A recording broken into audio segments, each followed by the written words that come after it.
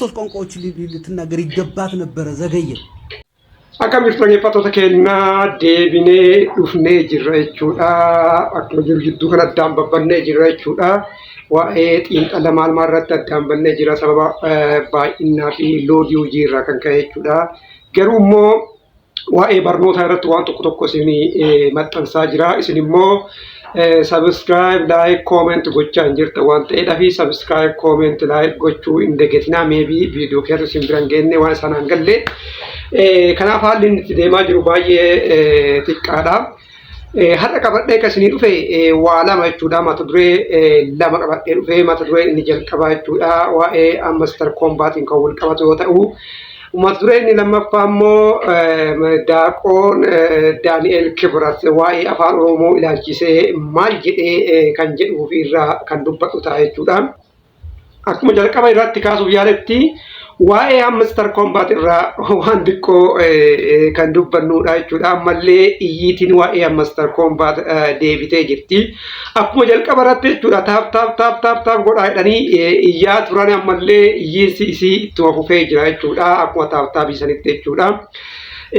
Master Combat kan amma iyyisiisaa jiru kassarree jirra Master Combat nu kijibee kanaafuu Master Combat unfollow gochuu qabna subscribe gochuu qabna duula Twitter irratti geggeessuu qabna kan jedhudha amma iyyi akka malee kan deemaa jiru jechuudha.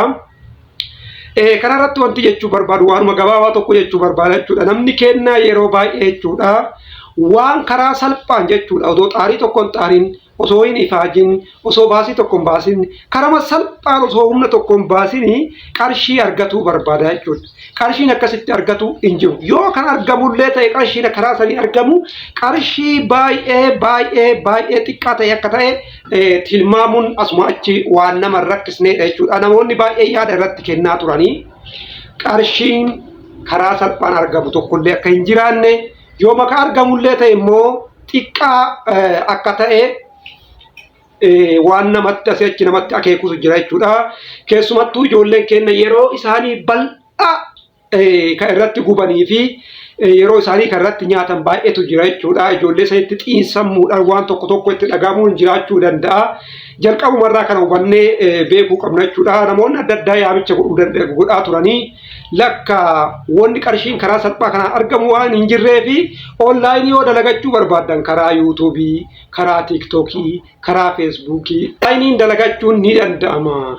Onlaayiniin qarshiin karaa taaptaabii kanaan dalagamu baay'ee xiqqaadha dhabamullee danda'a 50-50 dhabamullee danda'a xiqqaa kafaluu danda'a jedhamee yaadni irratti kennamaa ture akkuma jedhame jechuudha. Ammatti Master Combat qarshii baay'ee xiqqaa otoo ibsine xiqqaa gadi kan inni kafalaa jirudha jechuudha. Kunillee namoota baay'ee mufachiisee jira jechuudha.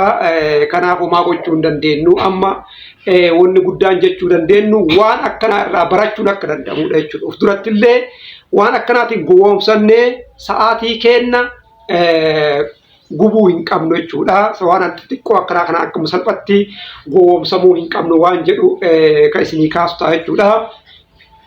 Inni lammaffaan immoo mata dureen keenya lammaffaan waa'ee afaan Oromoo Daani'el Kibrat Daaqoon Daani'el Kibrat akkuma beektanii gorsaa mootummaa Itoophiyaati jechuudha. Maal jedhamee kan jedhu kan laalludha jechuudha.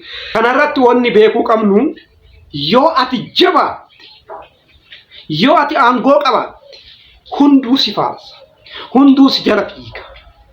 Yoo ati laafaa caate yoo ati aangoo hin qabaanne yoo ati humna hin qabaanne hunduu si balleessuuf yaada. Kuni addunyaa kanarratti waanuma beekamaadha jechuudha. Kun addunyaa kanarratti waanuma beekamaadha jechuudha. Firri keellee kan sitti baay'atu, firri keellee kan sitti dhufu, firri keellee kan si jaalatu, diinni keellee kan si jaalatu gaafa ati aangoo qabde, gaafa ati diinagdeen guddatteedha, gaafa ati humna godhatteedha jechuudha. Kaleessa kanaan dura maal jedhamee afaan Oromootiin barachuu dhiisa waa'ee afaan Oromootiin barachuu dhiisa afaan Oromootiin akka qiddaasen hin godhanne namuma kanatu jedhaa ture jechuudha. Akka qiddaasen hin godhamne jedhamee namni mormaa ture yoo jiraate namuma kana jechuudha. Har'a maal jedhee viidiyoo isaa booda sin dhageessisa. Itoophiyaa keessatti afaan adda addaa baratamuu danda'uu qaba. Yoo xiqqaate jedhe. Yoo xiqqaate afaan Oromoo baratamuu danda'uu qaba. Sababiin isaa jedhee lafa kaa'e. Sababiin isaa aadaan Oromoo kibba hanga kaabatti Itoophiyaa kan walitti hidheedha. Itoophiyaa kan tokko taasiseedha. Kanaaf afaan Oromoo baratamuu danda'uu qaba. Kacaadhaa wanti namatti nama kolfisiisu hin jiru jechuudha. Wanti kaleessa irratti duulan har'a maaltu kana godhe gaafa jettu waan biraatii biti jechuudha. Oromoon humna godhachaa dhufee aangoo irra jiraata. Kanaafuu gaafa ati jabaataatu hundumatu si jala fiigaa. Hundumatu si faarsaa jechuudha. Mee waan inni jedhe kana ቪዲዮ isaa kana jechuudha gabaabduu tana walumaa dhageeffanne. ሁለት ሶስት ቋንቋዎች ልትናገር ይገባት ነበረ ዘገየ። ልክ አሁን ሪፎርሙን ዘገየ እንደምንለው ዘግይተናል። የዛሬ 100 ዓመት የዛሬ 200 ዓመት እኮ መጀመር ነበረበት። ቢያንስ ኦሮሞኛ መሰጠት ነበረበት እዚህ ሀገር ውስጥ።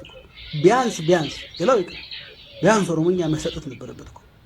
ለምን የኦሮሞ ባህል ከደቡብ ኢትዮጵያ እስከ ሰሜን ኢትዮጵያ አንድ አድርጎ ከሰፋት ባህል አንዱ እሱ በትር ታገኛለህ ብትሄድ። ስለዚህ ቢያንስ ለስነ ልቦናውና ለታሪኩ ሲባል እንደ አንድ ቋንቋ ሊሰጥ ይገባው ነበር። ይሄን ጥያቄ ነው አምጥቶ የኦህዴድ እንዲመለስ ያደረገ አገር ባለቤትነቱን የፍትሃዊ ተጠቃሚነቱን ይሄን ነው እንዲመለስ ያደረገ። ለዚህ ነው ኦሮሞ ህዝብ እኮ ደስ ይላል። ከጠባዩ ውጭ ነው ልታደርገው ማንኛውም አካል ከጠባዩ ውጭ አደርጋለሁ ስትለው ምንተራችን ላይ ይስማው። አንተ ስለታገልክ እንደው ያዝንልህ ይሆናል እንጂ ከጠባዩ ውጭ ዘው ልትሄድ ስትል ግን አዎ ጥሩ ነው እኔ ብለህ ነው ግን ትክክል አይደለም። ኦኬ akkuma dhagaa jirtan kana jechuudha. Kanaafi walumaa galatti maal birsi barbaachisaa ikonoomikaalii poolootikaalii waan hundaan jechuudha. Jabaa gaafa taate hunduu si jaallata jechuudha. Amma walitti deebinee jira jechuudha. Xiinxalla adda addaatiin waan adda addaatiin karaa barnootaatiin waan hundaanuu walitti deebinee jira jechuudha. Kanaaf subscribe, like, share, comment gochuu hin dagatinaa. Nagaadhaa.